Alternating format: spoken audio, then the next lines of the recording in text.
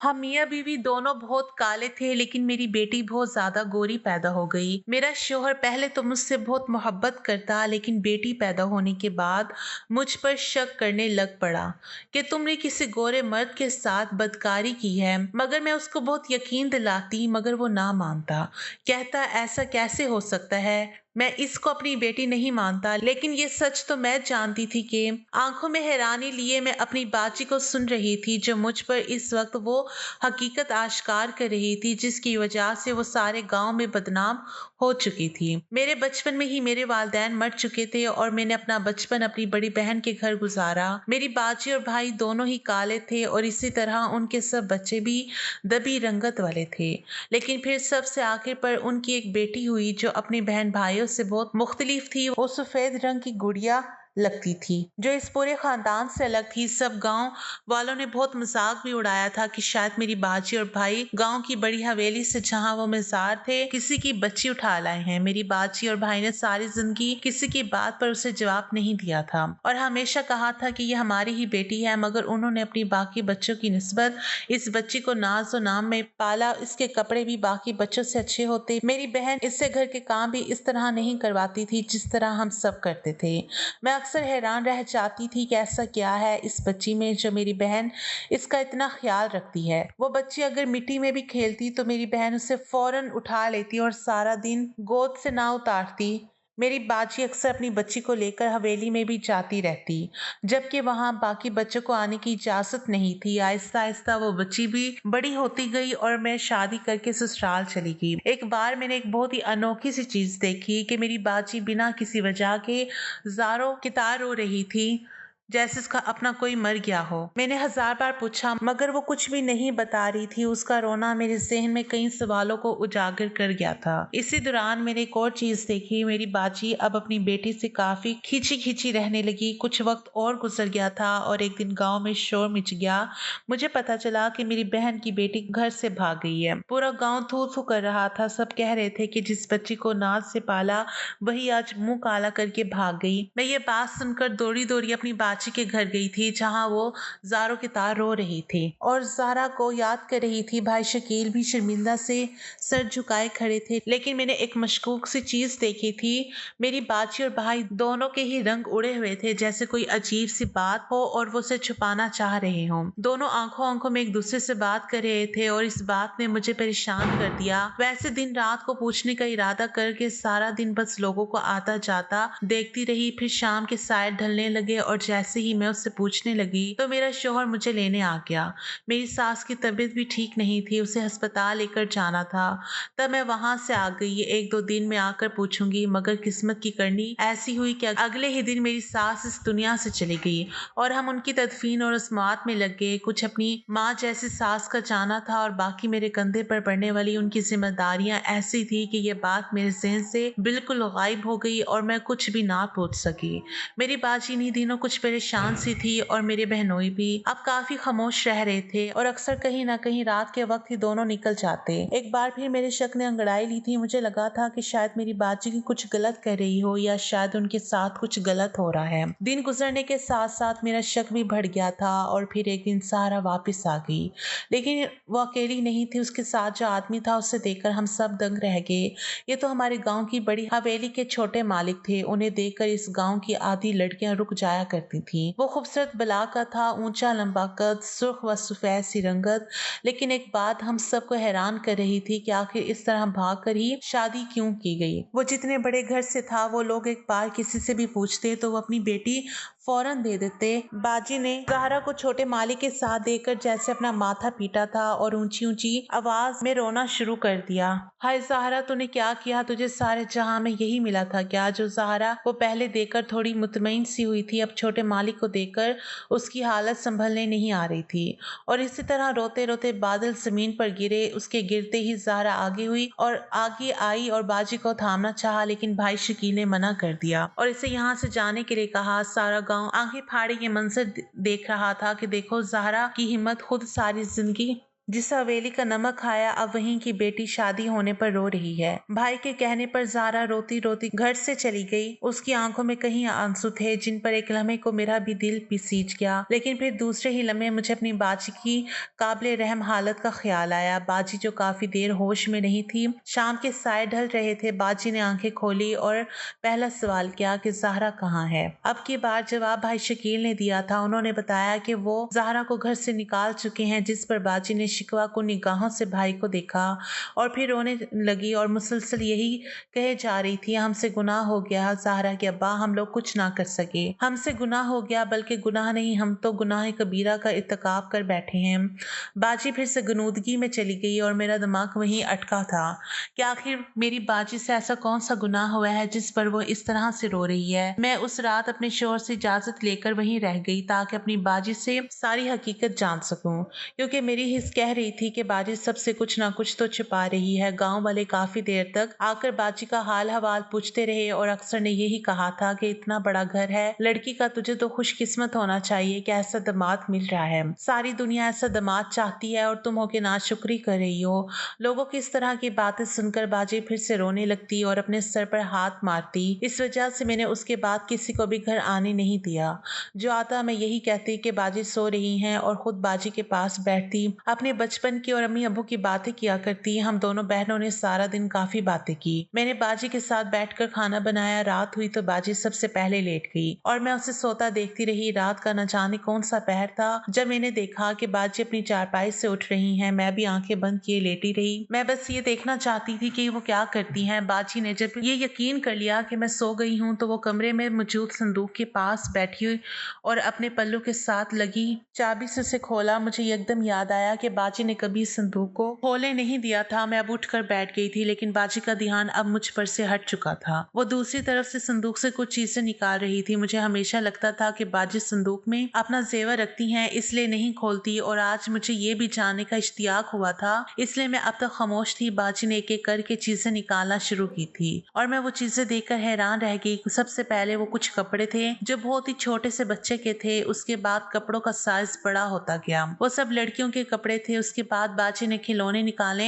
शुरू किए। कुछ प्लास्टिक के तो कुछ मिट्टी के थे। इसके बाद तस्वीरों की बारी आई। एक एक करके वहाँ काफी तस्वीरें हो गई थी। मैंने अपने ज़हन पर जोर डाला था तो इनमें से कुछ कपड़े ज़ाहरा के थे जो बचपन से अब तक पहनती आई थी, और कुछ खिलौने भी, लेकिन बाकी के कपड़े और खिलौने तो मैंने ज़ाहरा के पास कभी नहीं देखे थे। इसके बाद बाजी ने तस्वीरें देखनी शुरू की तो शुरू पर जो तस्वीरें थी वो भी ज़ाहरा की थी, लेकिन उसके बाद उनमें एक और वजूद का इजाफा हुआ था। मैं इतनी दूर नहीं बैठी थी कि वो शक्लें ना देख सकूं, लेकिन फिर भी वो दूसरा वजूद जो किसी बच्ची का था मेरी पहचान में नहीं आया, लेकिन उसकी शक्ल मेरी बाजी और भाई शकील से बहुत मिल रही थी। उसका रंग भी वैसे ही सांवला सा था जैसे बाजी के बाकी बच्चों का था। बाजी ने अपना दुपट्टा जमीन पर आपने आगे बिछाया और उस पर एक एक करके सारा सामान रखना शुरू किया। साथ साथ चूमती जा रही थी और फिर रोती जाती, और फिर एक गठड़ी बना ली। मैं फौरन वापस लेट गई। मैं देखना चाहती थी कि बाजी कहाँ जाती हैं। उसने वो गठड़ी उठाई और उसे सर पर रखा जहाँ सब चारपाइयां बिछाकर सो रहे थे। शहर से बाहर जाकर बाजी ने वो गठड़ी जमीन पर रखी और उस पर मिट्टी तेल डाला। उससे पहले कि वो सारा सामान को आग लगाती मैं फौरन आगे बढ़ी और उसका हाथ पकड़ लिया। मुझे देखकर बाजी की हवाइयां उठ चुकी थी। मैंने वो गठड़ी उठाई और बाजी को साथ लेकर अंदर आ गई।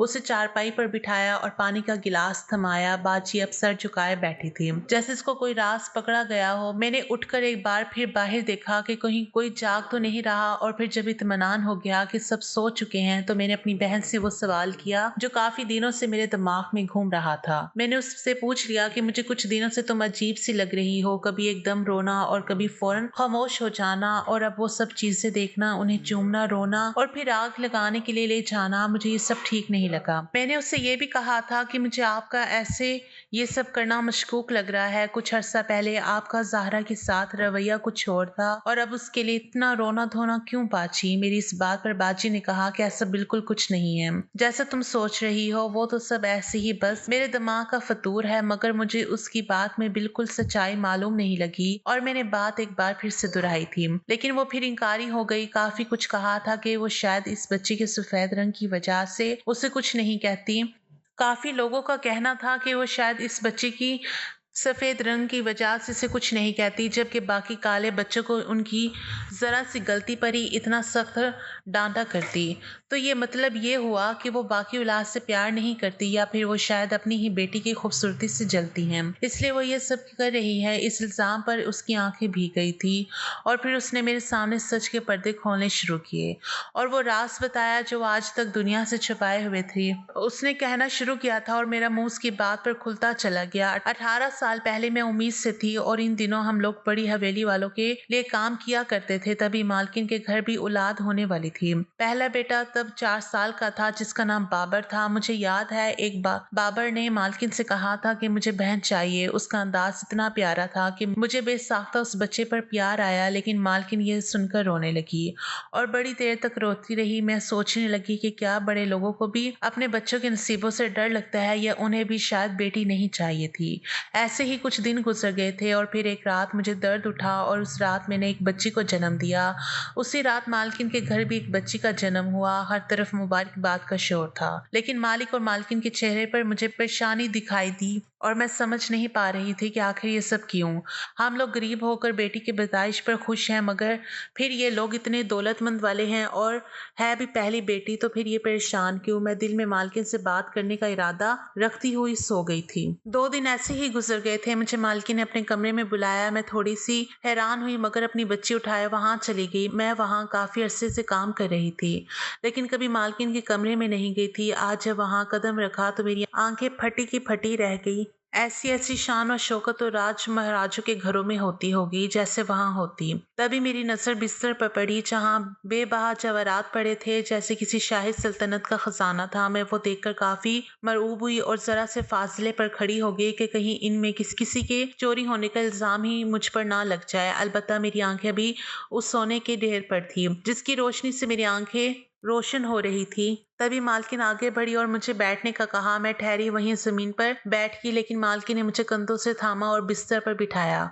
और कहना शुरू किया, रजिया तुम मुझे अपनी औलाद दे दो, तुम अपनी बेटी मेरी गोद में डाल दो। खुदा की कसम तुम्हें इसकी तरफ से मुश्किल नहीं होगी। और मैं तो ये बात सुनकर ही हवास बाख्ता हो गई और गैर इरादी तौर पर मेरी गिरफ्त भी अपनी गोद में मौजूद अपनी बच्ची पर पड़ी थी, जो इस वक्त अपना अंगूठा चूस रही थी। मैंने घबराते हुए कहा था कि मालकिन आपकी तो खुद एक बच्ची है, फिर मेरी इस काली कलोटी बच्ची की हाजत आपको क्यों कर होने लगी। फिर मालकिन फूट फूट कर रोने लगी, मानो मैंने उसकी दुखती रग पर हाथ रख दिया, और रोते रोते कहा कि रजिया मजबूरियां किसी इंसान को नहीं देखती। ये बंदे नहीं जानते कि बेटियां कैसे पाली जाती हैं। मालकिन की इस बात पर मुझे उसकी आंखों में कुर्ब नजर आया और मेरा तजस्सुस और बढ़ गया। रजिया मुझसे मेरी बेटी लेकर अपनी बेटी मुझे दे दो, मालकिन ने एक बार गिड़गिड़ा कर कहा था। आपकी बार मैं कुछ कहती इससे पहले वही मेरे कदमों में गिरी थी और मेरे पांव पकड़ लिया और मालकिन को अपने कदमों में गिरा देकर हैरान रह गई थी और फौरन उसे उठाया, ऊपर बिठाया। उससे कैसे दिलासा देती मुझे नहीं मालूम था। उसने कहना शुरू किया, रजिया मैं तुम्हारी बेटी की शादी ऐसे जागीरदार खानदान से करवाऊंगी कि तुम्हारा सारा खानदान रश करेगा। तुम्हारे सारे लड़कों को बाहर भिजवा दूंगी। ये जेवर भी तुम रख लो, बस मेरी बेटी के साथ अपनी बेटी बदलो। मालकिन की तान फिर वहीं आकर टूटी थी। मैंने मालकिन से एक बार फिर वजह पूछी थी कि आखिर मैं कैसे अपनी बेटी बिला वजह जाने दूं और फिर बदल लूं। मेरा शौहर कैसे मानेगा। मेरी मजबूरी सुनकर उसने मुझे बताना शुरू किया। उसकी आवाज में एक दर्द था जब उसने अपनी बात का आगाज किया कि रजिया पगड़ियों के जुर्म में से दुनिया में सिर्फ बेटियां ही तो चुकाती आई हैं। मेरी ये नन्ही जान भी एक ऐसी जुर्म की भेंट चढ़ने वाली है। एक रात मालिक और मालकिन किसी शादी से वापस आ रहे थे। मौसम काफी खराब था, हर तरफ धुंधी धुंधी। इस अंधेरे में पता नहीं कैसे के वजूद हमारी गाड़ी के आगे आया। वो उस गांव के चौधरी की लड़की थी जो न जाने इस पहर वहां क्यों आई थी। वो लड़की हद से ज्यादा हसीन भी थी कि जैसे कोई अफसरा हो। चौधरी ने हमें जरगे के सामने पेश किया था। वो लोग अपनी बेटी का कत्ल माफ करने के लिए तैयार नहीं थे, लेकिन चूंकि ये जानबूझकर नहीं हुआ था, इसलिए फांसी की बजाय एक अनोखी सजा उसने सुनाई। वो ये थी कि जब हमारी सब बेटियां 18 साल से बड़ी हो जाएंगी तो इनमें से सबसे खूबसूरत बेटी को गनी के तौर पर इस खानदान को दे दिया जाएगा। वो लोग इस लड़की से अपने किसी भी लड़के का निकाह करके ले जाएंगे। आगे वो लोग जो भी करे वो उनकी मर्जी होगी, लेकिन बेटी वैसी ही हसीन होनी चाहिए। बस सूरत औलाद या रकम वो लोग नहीं लेंगे और हमारी सिर्फ यही एक बेटी है जो कि अभी से ही बहुत खूबसूरत है। तुम देख तो चुकी हो। ये कहते ही उसने अपनी बच्ची मेरे सामने की थी और बिलाशबा वो जैसे कोई चांद का टुकड़ा थी। तो मतलब उससे ही गनी में जाना था। मैंने अपनी बेटी की तरफ देखा था और फौरन मैं समझ गई थी कि मालकिन क्यों सिर्फ मेरी ही औलाद मांग रही है। मेरी बेटी का रंग भी काला था जैसा बाकी बच्चों का था। दूसरा, उसके नकूश भी बहुत आम से थे। मेरे सामने वो सब आसाइशें भी थी जो मालकिन ने मुझे देने का वादा किया। मेरे बेटों का मुस्तकबिल और बेटी की जिंदगी सब मेरे सामने घूम गई थी और मैंने बच्चियां बदलने पर रजामंदी दे दी थी, जिस पर मालकिन का चेहरा ऐसे खिला था जैसे किसी ने उसे जिंदगी का परवाना थमा दिया।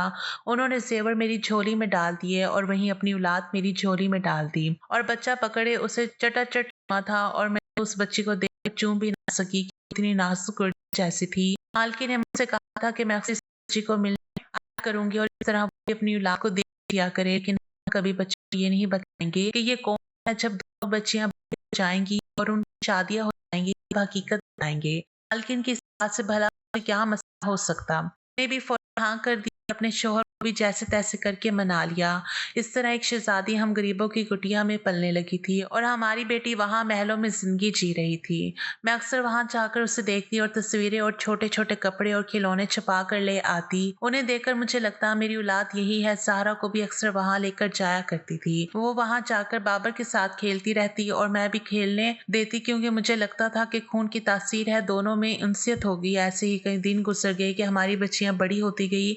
ज़ाहरा और रोशनी दोनों 18 साल की हो चुकी थी कि दूसरी हवेली वालों ने उनका मुतालबा किया और रोशनी को देखने वहां आए थे। और फिर जिसके बारे में मालकी ने कहा, अच्छा वो लोग रोशनी को लेकर नहीं गए थे, उन्हें खूबसूरत लड़की चाहिए थी, कोई काली कलोटी नहीं, मगर वो लोग एक फूटी कौड़ी भी नहीं लेकर गए। मैं भी इस बात पर हैरान थी, लेकिन इस बात का जवाब 3 दिन बाद हम सबको मिल गया था जब रोशनी अपने कमरे में मुर्दा पाई गई थी। वो लोग खून का बदला खून में ले चुके थे। बेटी बदसूरत थी तो क्या हुआ, बेटी तो थी। उन दिनों मालकिन भी खूब रोई थी। आखिर उसने रोशनी को पाला था और मैं भी अपने इस दुख में तो रो रही थी कि कभी अपनी बेटी को अच्छे से गले भी ना लगा पाई। कुछ दिन मजीद गुजर गए थे कि एक और भूचाल आया था। ज़ाहरा ने मुझसे और शकील को बाबर से शादी करने का कहा था। इस पर हम दोनों ने फौरन इनकार कर दिया। आखिर कैसे हम दोनों उसकी शादी उसके सगे भाई से करवा देते। ये तो गुनाह कबीरा था जिसका मर्तकब होने का हमें ज़ाहरा कह रही थी। हम दोनों बहुत परेशान थे आखिर इस मसले से कैसे गुजरे। अभी हम इस सोच विचार में थे कि ज़ाहरा घर से भाग गई। हमारे सारे किए करवाए पे पानी फिर गया। इस बच्चे की जिंदगी बचाने के लिए हमने अपनी बेटी गवा दी और ये हमारा मुंह काला करके चली गई। आज जब अपने शोहर के साथ आई तो मैं ये कैसे देख लेती कि वो अपने ही भाई की बीवी है। बाजी मुझे सारी बात बता चुकी थी और वो फूट फूट कर रो रही थी और मैं तो हैरानी से सब सुन रही थी। क्या हमें कभी भी कुछ पता नहीं चला। बाजी के दर्द और इनके गम का अंदाजा करते मेरी आंखों से कहीं आंसू निकले थे और मैंने बाजी को साथ लगा लिया। अगले दिन सुबह सुबह बाजी और शकील भाई हवेली जाने के लिए तैयार हुए। उन दोनों ने सोच लिया था कि वो कुछ भी छुपाएंगे नहीं और सबको सारी हकीकत बता देंगे। मैं भी उनके साथ थी। आज वो वहां हवेली पहुंचे तो सामने ही मालिक नजर आ गए। आज बाजी का सर झुका हुआ नहीं था। वो उन दोनों के सामने कुर्सी पर बैठी थी और मालकिन से कहा कि उसने अपनी बेटी तो बचा ली लेकिन एक गुनाह कबीरा कर बैठी है।